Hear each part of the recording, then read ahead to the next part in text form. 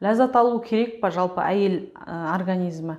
Ләззат деген тек еркек алады ма деген көп маған келген қыздардың сұрағы мазалайды. Сондықтан қыздар айтып өтейін. Армысыздар, қыз келіншектер. Менің YouTube каналыма тіркеліңіздер, маңызды мәліметтерді тыңдаңыздар. Бүгін сіздерге айтайын дегенім, ең біздің қазақ әйелдеріне әсіресе керемет мағлұмат береді деп ойлаймын. Бұл орысша айтқанда оргазм, қазақша айтқанда ләззат алу, ләззат алу керек па жалпы әйел организмі? Ләззат деген тек еркек алады ма деген көп маған келген қыздардың сұрағы мазалайды. Сондықтан қыздар айтып өтейін, ләззат алу керек. Әр әйел адам төсек қатынасынан ләззат ала білу керек.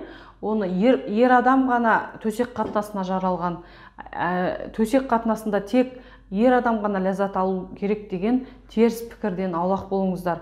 Қазір Аллаға шүкір 21 ғасыр, өздеріңіз білесіздер, білмесеңіздер, осында YouTube каналдардан сабақ алып, сауаттарыңызды ашсаңыздар болады. Бұл сіздердің денсаулықтарыңызға пайдасы болмаса, зияны жоқ. Керісінше қыздар, өздеріңіздің организмдеріңізді, яғни денелеріңізді өздеріңіз сезіне білу керексіздер. Және сезінген денеңіздің қай аймағында сізге ләззат сыйлайтын аймақтарыңызды өзіңіздің серігіңізге, яғни күйеуіңізге айта білгеніңіз жөн. Ол сіздің күйеуіңіздің де сенімділігін өзіне деген арттырады, және сіздің де өміріңіздің сапасын жақсартады. Ол дегеніміз не? Ол дегеніміз белгілі бір аз уақыт болса да ләззатқа бөлініп, өзіңізді орысша айтқанда расслабиться етіп, өмірдің күйбелең тіршілік проблемаларының бәрін ұмытып, бір жақсы көңіл күйге ену деген сөз. Ол аз да болса сіздің өміріңізге өте пайдалы. Ал оны қалай алу керек? Оны мен айтып өтейін. Сіздер жыныстық қатынасқа адам дайындалғанда неше түрлі жаман нәрсе ойламау керек. Қазір менің күйеуімнен бір сұйықтықтар бөлінеді, маған ол жыныстық қатынас ұнамайды деген қыздар да болады да менде.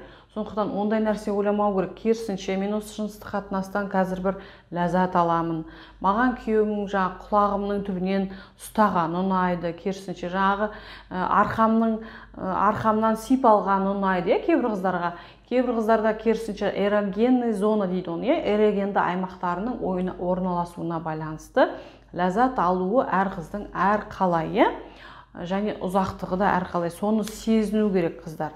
Сондықтан көбінесе әрине оны жыныстық қатынасты жаңадан бастаған, бірінші баласын енді босанған қыздар емес, көбінесе 1-2 баласы бар, жасы 35-тен асқан көп қыздар жаңадан оргазм, ләззат алуды сезіне бастайды осы кездерде.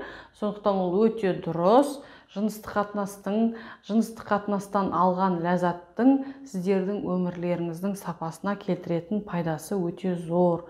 Сондықтан айтайын дегенім, өздеріңіздің денелеріңізді мейлінше көп сипап, өздеріңізге көп көңіл бөліп, өздеріңіздің эрогенді зондаларыңызды анықтап, сол арқылы күйеуіңізге айтып, өздеріңізге жақсы көңіл күй, яғни ләззат алудың пайдасы жөнінде біліңіздер. Және жыныстық қатынас негізгі күнделікті болмаса да, күнара уақытымен болып тұрған өте пайдалы. Айына 1 рет, аптасына 1 рет жыныстық қатынас деген ол дұрыс емес. Жыныстық қатынас та міндетті расписаниямен сияқты күнара болып тұрған өте пайдалы. Ол сіздің бөлінетін гормондарға да, денеңіздің бұлшық еттеріне де, ләззат алу сапасына да өте жоғары әсер етеді. Сол керісінше жыныстық қатынастың күнделікті күнара болған сайын, сіз соның неғұрлым сізге керек екендігін сезінесіз, білесіз, ұғынасыз. Және күйеуіңізден бірінші менің айтып өтейін, оргазмды ала алмау себебі әйелдердің өзінің денесін толық меңгере алмағандығынан себебі. Екінші, ұялғыштық, ұялу, яғни күйеуіне айтуға ұялғаннан осындай ләззат алу бізде қазақ қыздарында, көп қыз келіншектерде жоқ. Сондықтан қыздар айтайын деген кеңесім, өз денелеріңізді, жаңағы эрогенді аймақтарыңызды анықтаудан қорықпаңыздар, керісінше анықтаңыздар. Екіншіден, еш ұялмаңыздар, өзіңіздің күйеулеріңізге ашып, қандай сізге жағдай, сізге ләззат көбірек сыйлайды, айтуға тырысыңыздар. Қыздар, сізге осы видеомыз өте пайдалы болды деп ойлаймын. Егер комментарийге жазып өтіңіздер, мазалаған тағы да сұрақтарыңыз болса, оны да қарастырайық. Рахмет, қыздар.